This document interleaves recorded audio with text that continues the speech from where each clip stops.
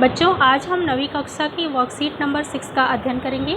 यहाँ पर जो गद्यांश दिया गया है इसे आपको ध्यानपूर्वक पढ़ना है और उसके बाद इसमें दिए गए प्रश्नों को हल करना है। आइए हम देखते हैं। लोगों को यह कहते सुना जाता है कि एक और एक दो होते हैं, परंतु एक मुहावरा है, एक और एक 11। इस कथन का अभिप्राय यह है कि एकता में शक्ति होती है। जब दो व्यक्ति एक साथ मिलकर प्रयास करते हैं तो उनकी शक्ति कई गुना हो जाती है। मनुष्य एक सामाजिक प्राणी है। समाज में अलग अलग इकाइयों का समूहबद्ध रूप है जिसमें हर इकाई को समाज को शक्तिशाली बनाती है। व्यष्टि रूप में एक व्यक्ति का कोई महत्व नहीं है, परंतु समष्टि रूप में वह समाज की एक इकाई है।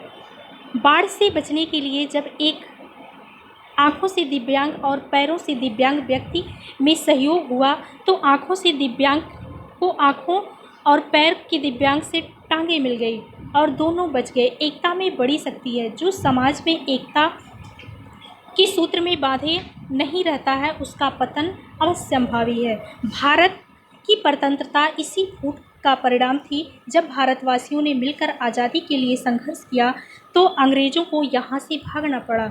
गणित में शून्य के प्रभाव से अंक 10 गुने हो जाते हैं, अतः समाज में हर व्यक्ति सामूहिक रूप से समाज की रीढ़ है।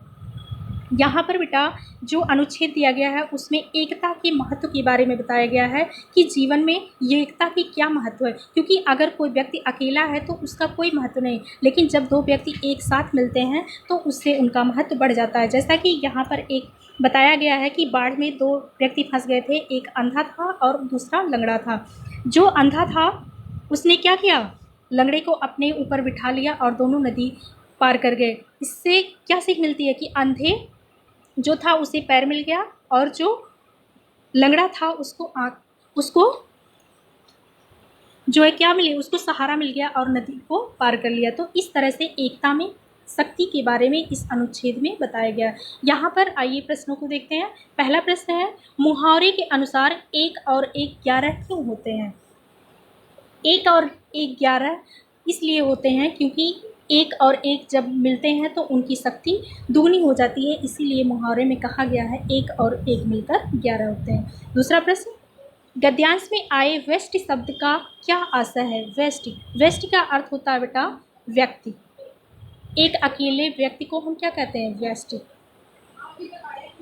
तीसरा प्रश्न, गणित में शून्य का क्या महत्व है? गणित में शून्य के प्रभाव से एक अंक 10 गुने हो जाते हैं, अर्थात जब आप गणित में एक के आगे शून्य लगाते जाते हैं तो उसका जो अंक है वो बढ़ता जाता है।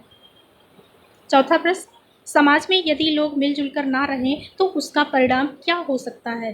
सोच कर लिखिए। समाज में अगर लोग मिलजुल कर ना रहें तो समाज का पतन आवश्यक होगा। जैसा कि इसमें उदाहरण में दिया गया है कि जब भारत में अंग्रेज आए तो भारत में क्या थी, सामाजिक एकता नहीं थी। अंग्रेजों ने फूट डालो और शासन करो की नीति अपनाई। तो इस तरह से अगर लोग समाज में मिलकर नहीं रहेंगे तो उसका गलत फ़ायदा उठा सकता है कोई भी। इसीलिए कहते हैं एकता में शक्ति होती है।